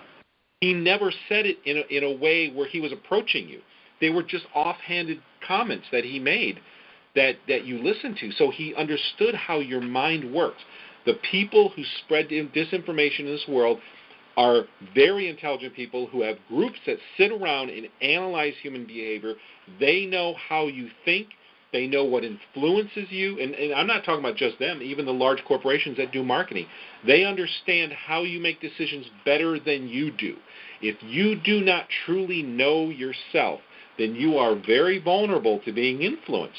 You have to know yourself, truly understand how your mind thinks. How do you make these decisions? And when you come to that point, you will begin to see disinformation in practically every television program that you see. They have written it into the scripts to shape your opinions and shape your worldviews, and you'll see that it's so out of place in the context of that particular show that you'll just say, there's no way that's an accident. That was absolutely intentional disinformation. And as conspiratorial as that sounds, if you go watch the movie Corporation Nation, it will show you the structure and the connectedness of the corporations and the governments, how they're actually essentially one. They're not physically one entity, but they work so closely together. Go watch the movie so you can understand that all these things you thought about how things work in the world, that will blow it apart and help you form a true worldview that is different than the one you know. What do you think, John? Again, Russ, you know, you and I have read a lot, and I think a lot of other callers on here are aware of a lot because we do our research, and they have a public image that they have to project that you should look a certain way, dress a certain way, and drink a certain thing. And if you're not doing that, there's something wrong with you. Your hair is not the right way. They try to shape people the way they want. And I think a lot of people who are awake are realizing what you and I have come to realize. And I think a lot of the callers on here are here because they realize that. Yeah, these are smart people. These are good people. I've had personal conversations with many of them. Love these people. These are good people who... I will tell you this, though, Russ. Yeah. I've read a lot of ancient books, and one of the books I read was the Book of Enki. And I'm not sure if you know this or not, Russ, but in that book it actually talks about them spraying the skies with gold, because gold was very available on their planet, supposedly. This is an ancient book, okay? The book is supposedly written more than 10,000 years ago. And they actually used gold particles to spray their skies to get rid of, the radiation that was going on their planet. And they did this at the very end, and it didn't work. And if you read that book, the Book of Enki, you will see it just hits you right in the face, because that makes a lot of sense. Gold is a very, very good blocker. Aluminum is actually a very cheap method, but gold would be ideal. But they did it. They did it in this book, and the book was written many, many years ago in ancient scripts. So. Yeah, well, I appreciate that. That's, like I said, a lot of people have different views, have different experiences, read different things, believe different things. But the thing that we have in common is that chemtrails are bad, and whether you've read ancient texts or whether you're looking at just modern government cover-ups and corruption or whatever it is, I mean, they're destroying the soils, Absolutely. And spraying gold. I know gold can be used for mercury detox. Gold. That's true too. And actually, there was a man who got killed. He was actually doing studies on putting gold into people on a very micro scale, possibly nanotechnology, radiating the gold, and actually getting rid of and killing the cancer. They killed, this man died shortly after he made these discoveries. It was all about sound waves and activating the gold inside the human body. And it did nothing bad. It was all good. It wouldn't do anything bad to his body. And it's a fascinating read. Gold is a great metal, but, most people have sold their gold. Even our governments don't own the gold anymore. And sometimes you have to wonder why, where it is all. Where did it all go to? That's a whole new subject, but I really found it very fascinating. History is amazing. And conspiracy theorists have been around more than 300 years. As long as there's been some kind of lie, there's always been a theory about why they lied and what they think, why they think they're lying. And, right, and today most of these theories are not theories. I mean, there's so much evidence that has come out, and I think that's why the government is really speeding up, or the governments of the world, who all work together, by the way, are speeding up their agenda because they're being called out. More and more people are waking up more and more rapidly, and they're now working on a limited timeline because people are getting sick and tired of the corruption, sick and tired of the lies, and so they're going to have to create chaos in order to thrust us into their agenda and throw off the truth that is coming out. So it's not even about theories anymore. It's about evidence. And there's so much of it that the only reason people don't know is because they don't want to know. It's absolutely amazing. It's just the denial we have today is astonishing. But people are waking up. Listen, we got one more caller. Let's take this caller. We've been running a while, and let's see what they have to say. Hello, caller. Hey, it's Helen. Hi, Helen. I just want to say thanks for giving all this great information. I had no idea, that about the debunkers and how, how vicious they can be, John. So thanks, and thanks for posting that and getting the word out. I think you're very brave, and I'm glad you put it back up. And I think that what we need to do is get thousands of people all doing this, so that they can't. If we can get it to where there's so many of us that are spreading the word so quickly that there's just not enough of them to go after the amount of people out there around the world that are putting all this information out. And then in that way we can sort of throw their chaos back onto them, because I do think that they are, starting to see the seams ripping here, there, and everywhere, and they are kind of scrambling around to to try and I don't think they expected people to wake up like this. So keep up the good work, for sure. Yeah, was it Brzezinski what's his name? Drawing a blank, but one of the elite said that they regretted inventing the internet, giving it to the public. You remember that, John? Oh yeah, they want to suppress it now, and they're trying very hard to do it, but the lobbies, they're just not allowing it. So let's hope that's backfiring on them if we can work quickly enough. And I pulled up, I wanted to tell you about Cass Sunstein. He is one of Obama's regulatory czars. He's a liberal activist judge who believes free speech needs to be limited for the, quote, common good. Essentially against the First Amendment. He has ruled against personal freedoms many times on private gun ownership and right to free speech cases. So the law will either enslave us or keep us free. And as long as they keep taking away the rights, that will keep going further and further into the abyss. So we need to keep the law on our side, protecting us, and not ever forget that that we are the reason why government exists. Without us, there should be no government. Plus, this is one of the dangers of allowing government to so-called change laws. In my mind, there's basic human law that is not changeable. You have rights to property. You have divine rights that don't come from government. The problem is once you start attributing your rights to government, saying we got our rights from government, what the government giveth, the government can taketh away. And very well, we know that that's exactly what they do. The government, those rights don't come from government, and I know everybody listening, most people listening probably know this. Those rights we already possess. The government is supposed to help protect those. That's all. Yeah, we're born free, and everything that we produce is basically supposed to be ours, and the government is only there supposed to help us live a better life.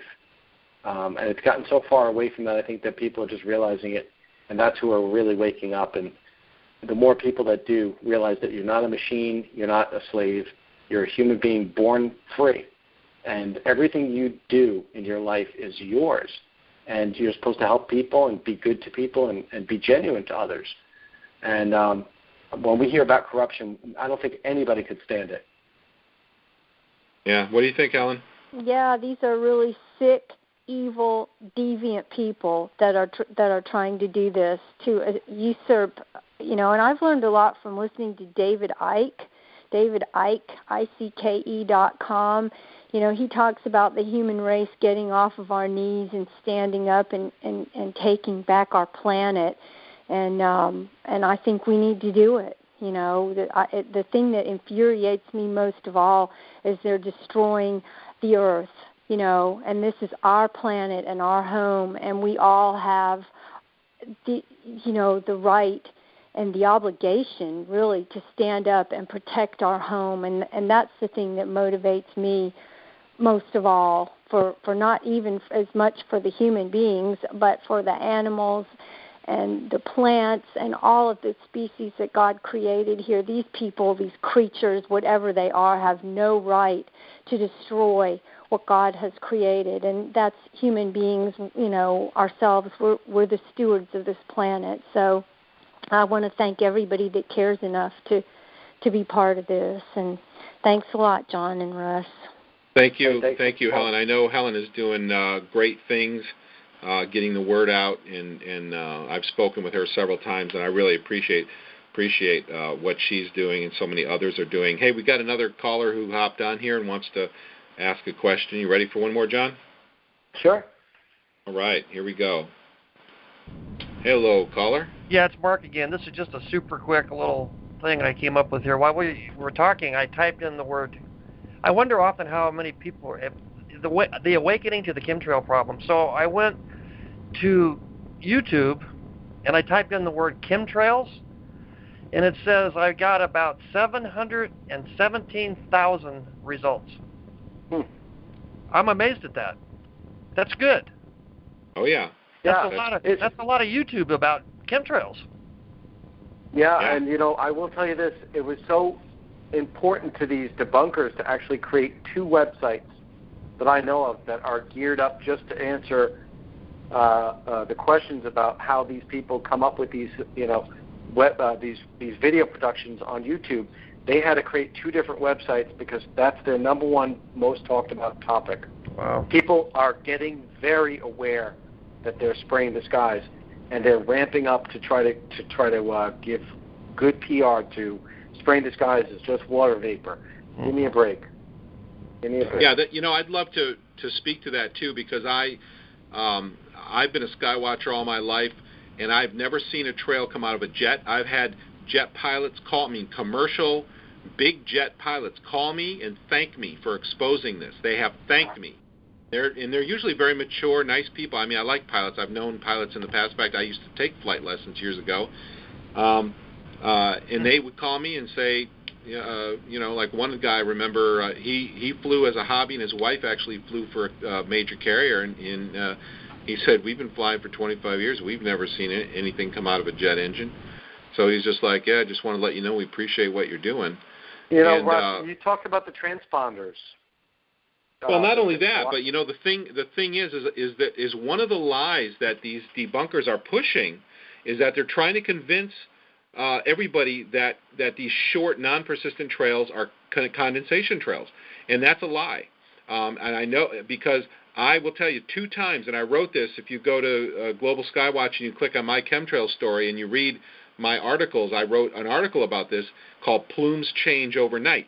In Jamestown, New York, and after I moved to Bangor, I saw a huge event that was extremely significant. I know all our regulars have heard me say this like a broken record, but for the newcomers who haven't heard this, this is extremely important.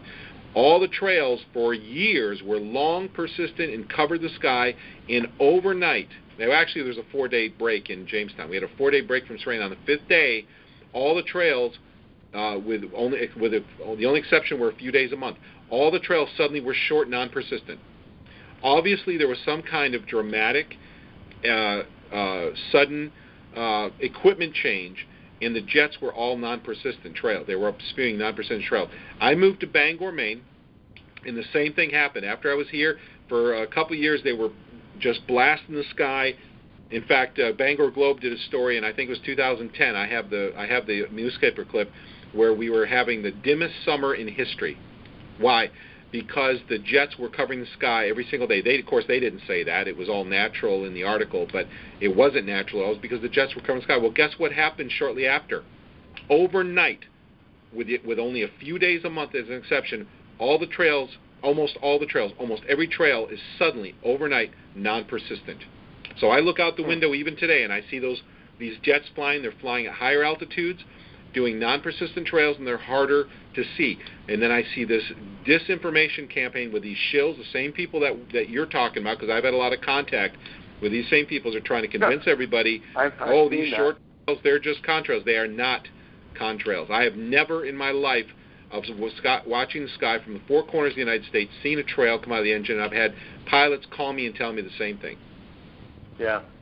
Yeah, I was given another video of a video of a FedEx plane that almost got hit by one of the undercover so-called non-transponder planes. That was, the FedEx plane couldn't tell that it was there because it couldn't see it on radar. It wasn't on the radar at all. So, it almost got hit.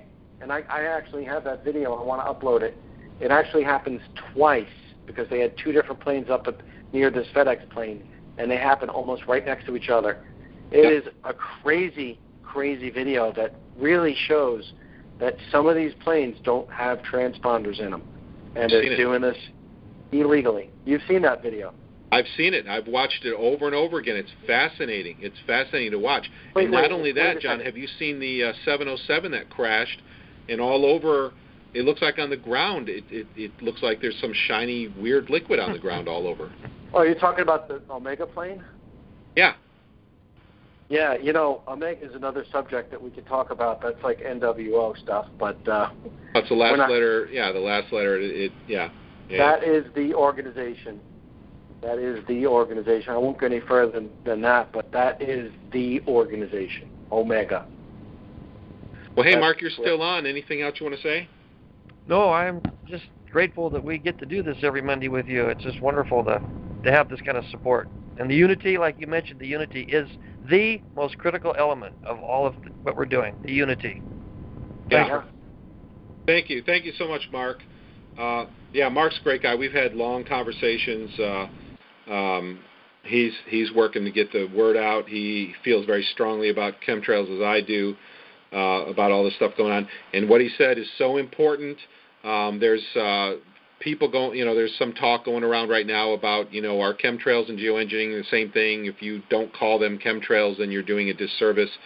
I wrote an article about this explaining that we should call them, we should always speak to our audience. Whenever we're speaking to someone, we need to speak in a way that they understand. And if you're, I don't think it's productive to cause or have any division among us because someone uses one word and somebody uses the other. We all agree that whatever you want to call it, or whatever you choose to call it because of the audience that you're speaking to, it's harmful, it's bad, and it needs to stop. The important thing is that we're united, and even though we have different views, every single guest I've ever had on this conference has some different views than I do, that I don't agree with. Every single one, and every single one I ever have will. But that's fine. I mean, that's not what we're working together for. And it doesn't matter. The biggest, most important subject we have before us, we all feel very, very strongly about and completely agree that it needs to stop. What do you think, John? Yeah, that we all have to unite, and we all do have different backgrounds and religions and everything, but I think we all just don't want to die. I think we don't want to die, and we don't want the planet to die, and we don't want to be lied to, and we don't want to be slaves. I think we can all agree that this is true. We want a good, safe place for our kids to grow up, and we want a safe environment when they go out on the street. And I think that that's the ideal, and we're getting so far away from it that it's ridiculous. And hey, we're John, finding out that the lies are what's causing it, Got a question for you. You going to make a video out of this audio? Russ, I can't figure out why I'm limited to 15 minutes. That really bugs me. My channel always had unlimited time span, and now all of a sudden I've never had that before. So I'm even more geared up to go do more. Of course, I'm going to take some of this. Actually, your original conversation with Dane was over an hour. I cut it down to 30 minutes, or a little bit under 30 minutes. And that took a lot of time because I tried to take out what was the essence of the conversation. Did a great job. I'll do the same thing here. I think you have a wonderful voice, Russ, and you speak from the heart. And I think Dane has a great speaking voice, too. You guys are great. I'm terrible, but I try. You're not terrible at all. You're very natural. You're very natural. Thanks. You're right on. I mean, no. I'm trying. You I think that you guys are pros, and I'm just getting. I got thrown into this, but I'm here and I'm doing it, and I love it. So. Well, I'm glad. We're kind of at the end here. I just love the group of people I've met on Facebook. They're my new social circle because I don't have a life. I mean, if I'm not working my business trying to pay the bills, and believe me, I am not rich. I have my share of financial problems. Trust me, and I still spend time doing this stuff. And we're not, and just like you said, we're all pros. Well, that's a big compliment because none of us are pros. Dane is a solar scientist. I'm a computer programmer. I never expected to be doing this at all. It's completely out of my venue, and I don't even like being in the public eye. I like to be kind of private, and I learn how to garden and all this stuff, not how to do, not to be doing this. I don't even want to be doing this, but it has to be done.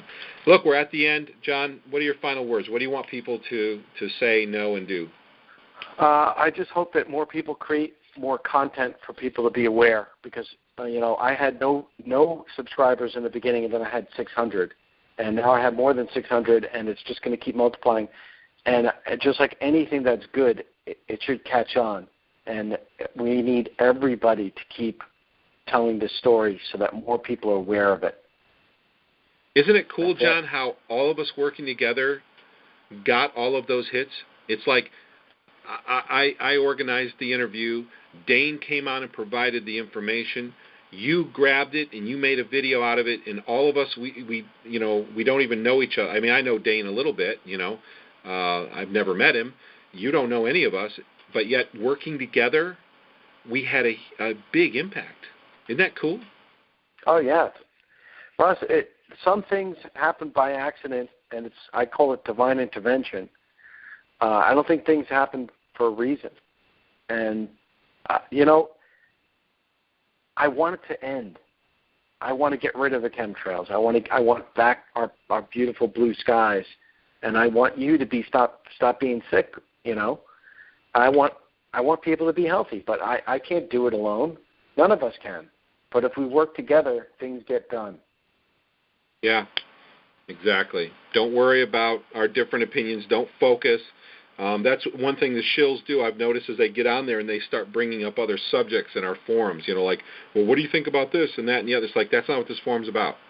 It doesn't matter. Right. We don't care about our differences. We are here because we have a common belief and a common goal, and that's what we're trying to achieve. Yeah. That's so it. Look, go ahead. I was going to say, Russ, I don't know what drives you. I guess I do know what drives you, but you're doing a great service, and I'm pleased that you had me on tonight, and I really appreciate it. And I like your pages. I like your new website. I told you I'd make a little video about that too. It's just I've been busy with a lot of other stuff too, but I'm glad to be part of something that will make a difference. Well, I'm glad that you are part of this, because you already have made a big impact, and I think it's so cool how everybody working together has inadvertently. I love seeing things like that come together, and I tell people often what drives me is my pain, because I'm one of these. I'm very, very sensitive and very inflammatory. I can smell and taste chemtrails now. Thank God it's a mild night tonight, but I have been on nights where I just have to hold a wet washcloth over my mouth while the guest is speaking, because it just kills me. But even now, I'm still in pain. I've got pain all over. It's just not intense, but it is usually intense. The suffering that I and so many people I've talked to, and even especially these people with Morgellons who are suffering horribly, is just, it's unspeakable. That this should not even ever happen. It's unspeakable. So, John, thank you so much. You've done wonderful things. This has been a great conversation. Loved talking to you the other day. We get going and time just goes so quickly. But we'll have to do this again sometime, and maybe some other. I say other as if I'm a radio. I was going to say other people will interview you. Maybe some real radio show hosts will interview. That would be really cool. Well, you know what? The subject of intimidation and bullying, you don't have to be a kid to be bullied or feel ashamed. And I actually felt ashamed of what I did. And I felt intimidated, and I felt that I did something wrong. I also felt like maybe the video was so important that maybe it would cause mass panic, and I didn't want nobody wants mass panic. I don't want mass panic. I don't want people to be fearing what's going on. I want them to make a change, but I don't want to create mass panic. I want people to be aware. And there's a difference. When you're in charge and you have the information, you're not scared. So you got to get informed, and then you won't feel scared anymore because you can do something about it. So very well said. Right? Thanks, Russ. All right, I got to go. It was great talking to you guys, and I really appreciate everything you're doing. Invite me anytime you want. I'll come on. Perfect, John. Thank you so much for everything you've done, and we'll talk again soon. You take care. All right, thanks so much. Bye-bye now. Bye-bye.